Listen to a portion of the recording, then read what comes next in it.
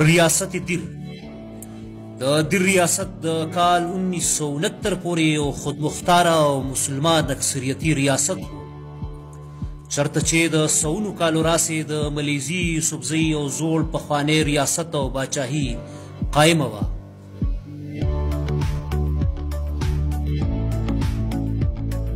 که څه چې دغه ریاست څه لږ وخت لپاره د جندول د عمرا خان په قبضه کې پاتې شوی ولې بیا دوباره د دیر د خانانو په قبضه کې راغلی.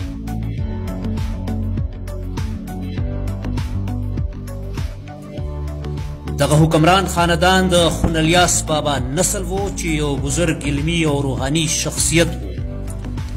دغه ښاغلی د کوزدیر په لاجپوک سیمه کې ښخ دی.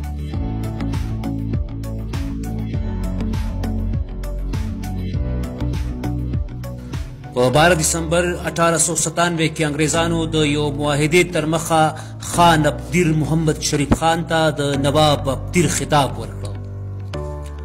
دې نه وړاندې د دیر حکمرانان په خانانو پیژندلی شو ولې دلته زموږ د بحث موضوع محمد شریف خان نه بلکې د دیر دریم نواب محمد شاهجهان خان دی. خو د محمد شاهجهان خان د ژوند او طرز حکومت د قصې مخکې د دیر د دغه یاد ریاست په اړه لنډ معلومات لرو.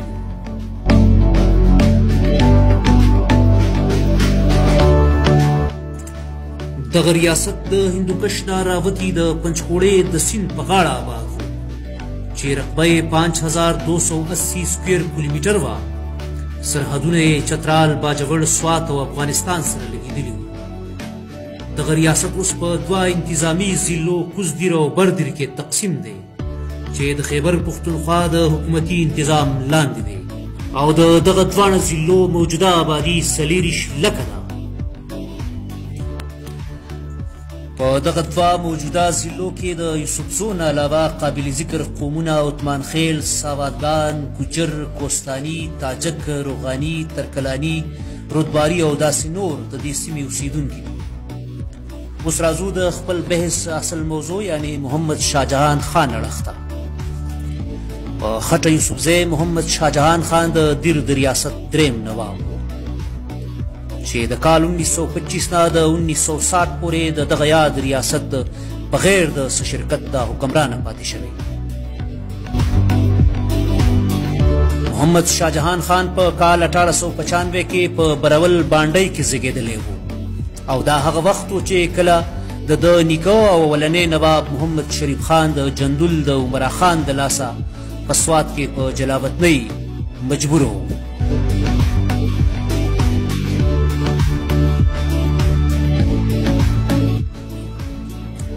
شاهجهان تر 15 کالو په برول کې اوسېده او بیا د تعلیم او دیني زده کړو دپاره د اوچ د فضل عظیم جان په شاګردۍ کې کېناسته ولې د جندول او دیر د خانانو ترمنځ د جنګ او تاوتریخوالي له وجې دغه ښاغلی زیات وخت په زده کړو کې تیر نه کو.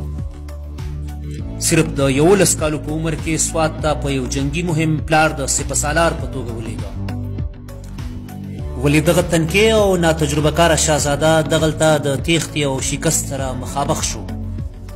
د 14 کالو په عمر کې شاهجهان یو ځل بیا د خاګرام په مقام د خپل تره میا ګل جان نه ماتې وخوړه. د پلار نه یې اقتدار واخیستی شو او دغه 14 کلن شهزاده د جندول په غریزه سیمه باجوړ ته د پناه په غرض مهاجر شو.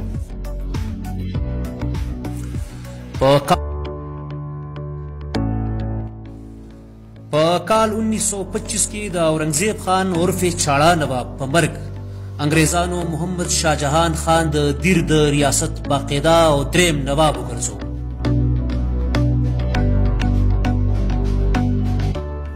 د محمد شاهجهان خان باغي ورور عالمزیب خان په جلاوطنۍ مجبوره کړی شو. نواب دیر د انګریزانو د تاج برطانیې وفادار پاتې شو او دغه وجه وه چې په کال 1933 کې ورته د برطانیې بادشاهۍ ستر اعزاز او خطاب ورکړ.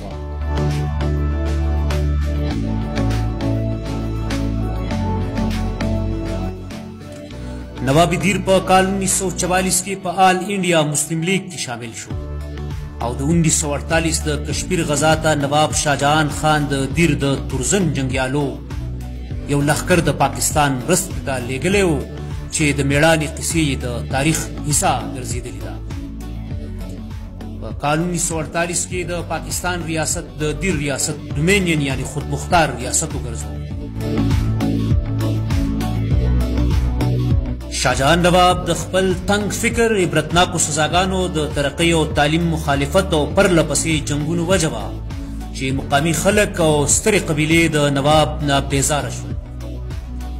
او په کال 1960 کې یحیی خان چې د پاکستان صدر و، د نواب شاهجهان د لرې کولو باقاعده پریکړه او فیصله وکړه.